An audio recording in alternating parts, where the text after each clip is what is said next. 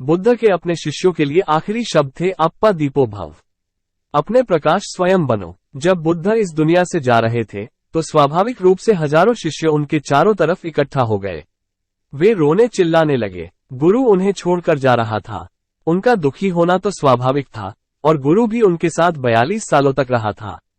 और वो सभी उस आदमी से बहुत प्रेम करते थे। वे उनकी आभा, उनके खिंचाव से प्रेम करते थे। वो उन सबसे सुंदर व्यक्तियों में से एक थे जो कभी भी इस पृथ्वी पर चले होंगे।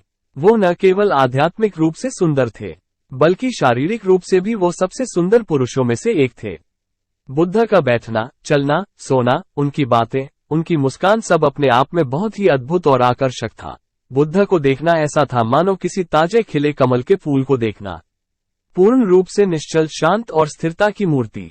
और वे सभी लोग बुद्ध से अथाह प्रेम करते थे। उन लोगों ने उस एक इंसान के लिए सब कुछ त्याग दिया था, सब कुछ जोखिम में डाल दिया था। लेकिन अब वही इंसान उन्हें छोड़कर जा रहा था, तो वो सब रोने लगे। उनके रोने को, उनके आंसुओं को, उनके दुख को कोई भी समझ सकता था। लेकिन बुद्ध ने कहा, चुप हो जाओ, ये रोना धोना बंद करो। और तुम सब रो क्यों रहे हो? इससे क्या फर्क पड़ता है कि मैं इस दुनिया में रहूं या ना रहूं? मैं तुम्हारा प्रकाश नहीं, तुम्हें अपना प्रकाश स्वयं बनना होगा।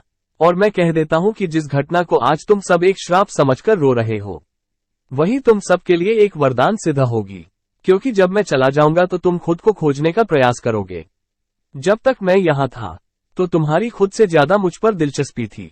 हालांकि मैं लगातार तुमसे कहता रहा कि खुद के भीतर जाओ, खुद को जानो, लेकिन तुम मुझ पर ही ध्यान केंद्रित कर रहे थे। अब जब मैं यहाँ नहीं रहूंगा तो तुम खुद के भीतर जाने के लिए बाध्य हो जाओगे। और ठीक ऐसा ही हुआ। बुद्ध के महापरिनिर्वाण के बाद बहुत से लोग बुद्धत्व को प्राप्त हो गए।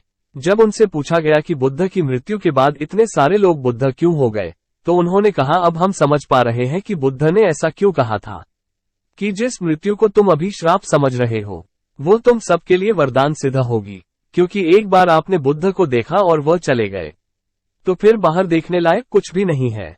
इसीलिए हमने अपनी आंखें बंद कर ली। हमने बुद्ध के रूप में वो सब देख लिया है जो सबसे अधिक देखने योग्य था। हमने इस संसार के सबसे सुंदर व्यक्ति को देखा है।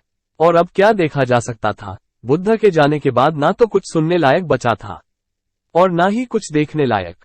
तो हमने अपनी आंखें बंद कर ली और भीतर की ओर मुड़ गए। पर क्योंकि अब बुद्ध बाहर नहीं थे तो पहली बार हमने उनकी आवाज अपने भीतर सुनी।